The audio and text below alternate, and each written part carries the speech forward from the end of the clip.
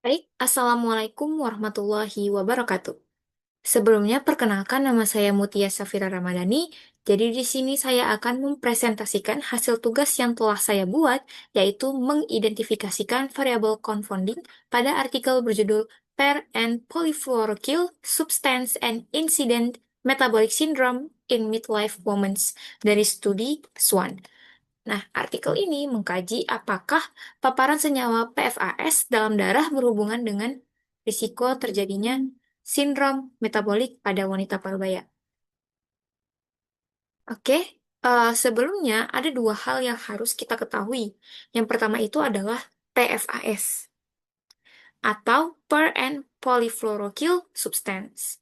Nah, jadi PFAS ini adalah kelompok senyawa kimia yang terdiri dari lebih dari 15.000 senyawa, di mana PFAS ini terpapar dalam kehidupan sehari-hari yang biasanya itu didapatkan dari peralatan masak anti lengket, kemasan makanan sekali pakai, dan juga produk perawatan pribadi.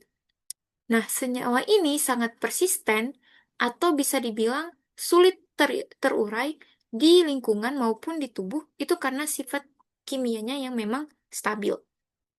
Nah, sementara itu, sindrom metabolik atau disingkat dengan METS itu adalah kondisi yang didiagnosis apabila seseorang memenuhi minimal tiga dari beberapa kriteria, mulai dari obesitas abdominal, ini untuk spesifik keras, lalu ada glukosa puasa terganggu atau konsumsi obat antidiabetes, tekanan darah tinggi atau konsumsi obat antihipertensi, HDL rendah, dan juga trigliserida tinggi.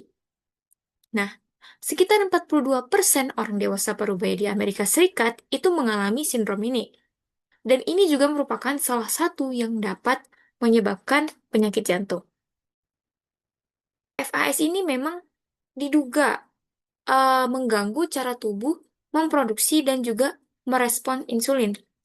Nah, ini adalah mekanisme inti dari sindrom metabolik. Namun, hampir semua studi sebelumnya itu menggunakan desain cross-sectional. Artinya, paparan dan penyakit itu diukur pada waktu yang sama. Eh, Hal ini juga dapat menimbulkan masalah, yaitu kita tidak tahu mana yang lebih dulu itu PFAS yang menyebabkan yang menyebabkan match atau justru match yang menyebabkan kadar PFAS itu lebih tinggi.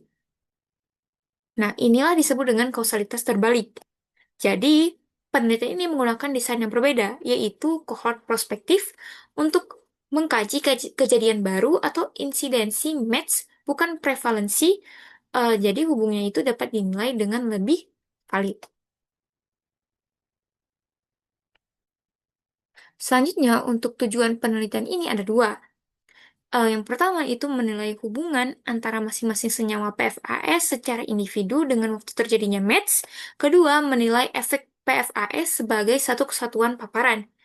Nah, data ini diambil pada Swan Multipollutant Study, Swan MP atau disingkat dengan Swan MPS, yang diambil pada tahun 1999 hingga berjalannya penelitian itu 2016. Partisipasi atau pesertanya itu sebesar 1.307 wanita parubaya.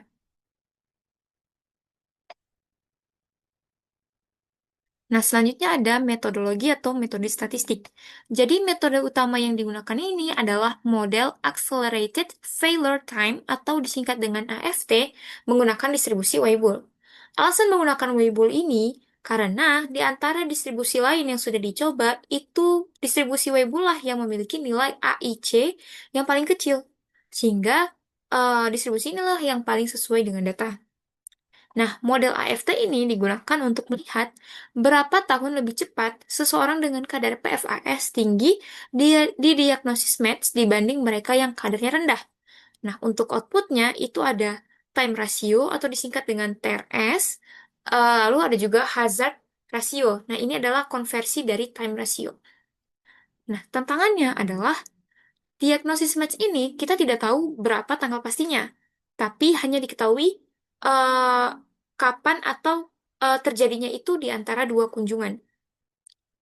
Nah, eh, karena hal itu, maka ada namanya sensor interval.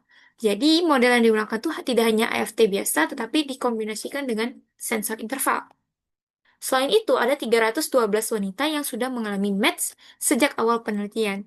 Nah, jika mereka dikeluarkan, maka akan terjadi selection bias. Maka digunakanlah inverse probability weighting atau IPW untuk mengatasi seleksi bias.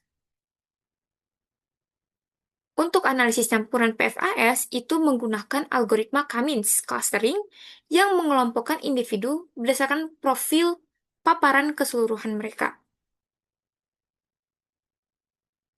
Baik, selanjutnya adalah cara mengidentifikasi confounder.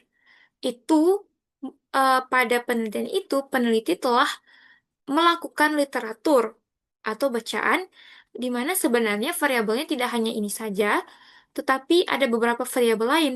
Cuman variabel ini yang diduga sebagai variabel perancu dengan memetakannya dalam sebuah directed acyclic graph atau disingkat dengan DAG, yang dimana diagram ini melihat jalur sebab akibat antar variabel, sehingga kita bisa tahu variabel mana yang benar-benar memang perlu dikontrol.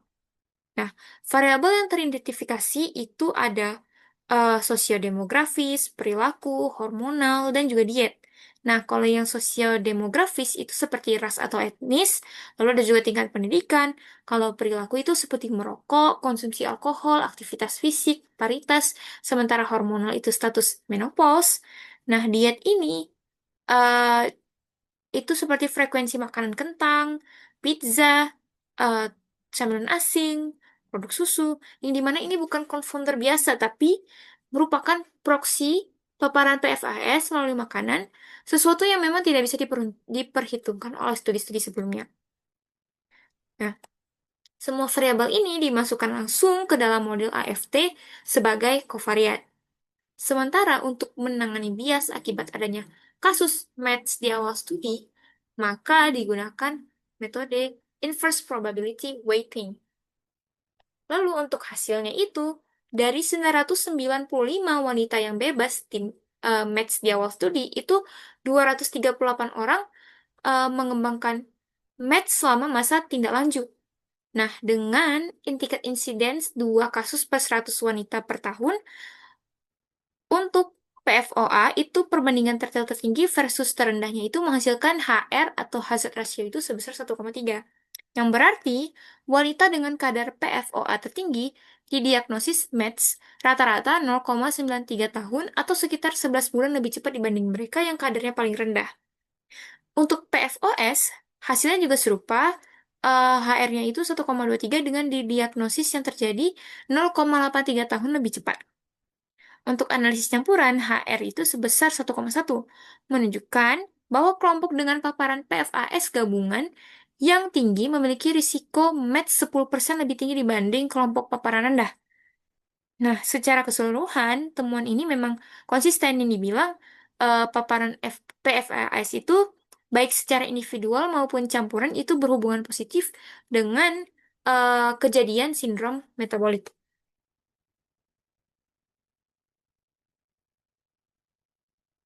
Nah, untuk kesimpulannya itu adalah penelitian ini berhasil menunjukkan bahwa memang paparan PFAS ini khususnya PFOA, PFOS, dan SMPFOS itu berhubungan dengan percepatan waktu kejadian sindrom metabolik pada wanita parubaya. Nah, temuan ini diperkuat juga oleh desain cohort perspektif yang lebih kuat dibandingkan studi-studi sebelumnya yang menggunakan cross-sectional. Nah, sementara dari sisi klinis, eh, paparan PFAS ini bisa menjadi salah satu strategi untuk dapat dimodifikasi untuk menurunkan risiko METS dan juga penyakit jantung. Nah, dari sisi kebijakan, temuan ini mendukung regulasi PFAS yang lebih ketat di Amerika Serikat.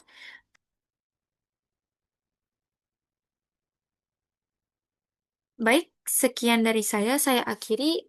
Assalamualaikum warahmatullahi wabarakatuh.